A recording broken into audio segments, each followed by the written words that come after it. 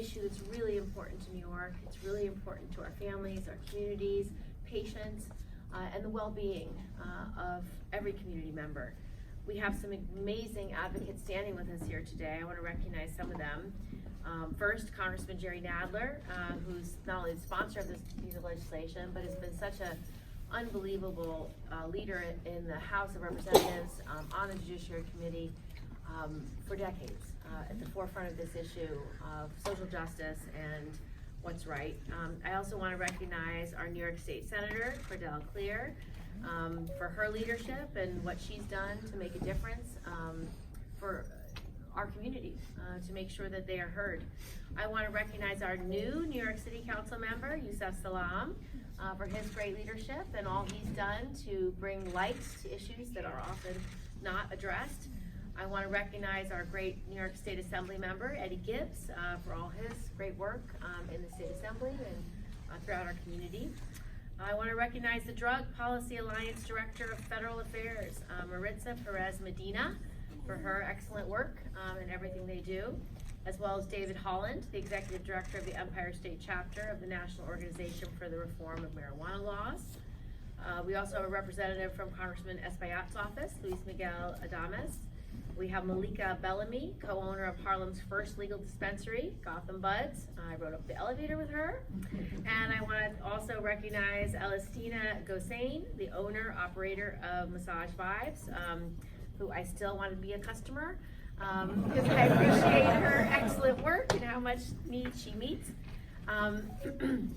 So thank you for coming here to talk about something that we all care about. Descheduling marijuana from the Controlled Substance Act is not just a social justice issue. It's an economic issue, it's a medical issue, and it's a public safety issue. As a Schedule I controlled substance, marijuana currently exists in the same category as heroin and a more dangerous category than fentanyl, cocaine, or methamphetamine, even though it's not associated with the same acute health risks or potential for dependence. The drug was classified as a Schedule I controlled substance in the 1970s as part of President Nixon's punitive war on drugs.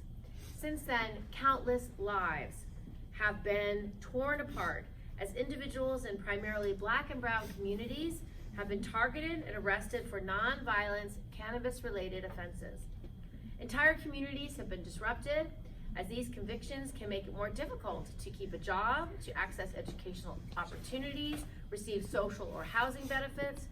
But the Schedule I classification of marijuana has not only been damaging to Black and brown communities, it's also hampered the research into the drug's medical efficacy. By subjecting marijuana to the federal government's complicated research approval process and restrictions on federal research funding, the Schedule I classification has limited researchers' ability to rigorously study the drug's many potential benefits. Despite these restrictions, however, evidence exists that marijuana and its components can be medically useful in many contexts. It has been reportedly beneficial to children with epilepsy and autism, as well as patients undergoing chemotherapy.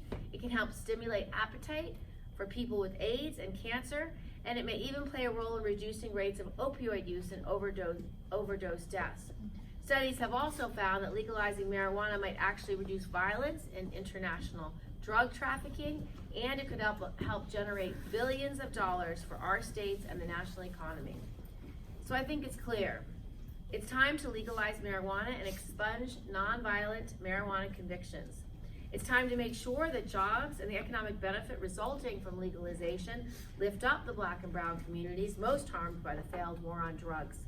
And it's time to give scientists and policymakers the freedom and data they need to make more informed decisions about the drugs regulation. This week, I'm calling on the Attorney General and the Drug Enforcement Administration to swiftly deschedule marijuana from the Controlled Substances Act.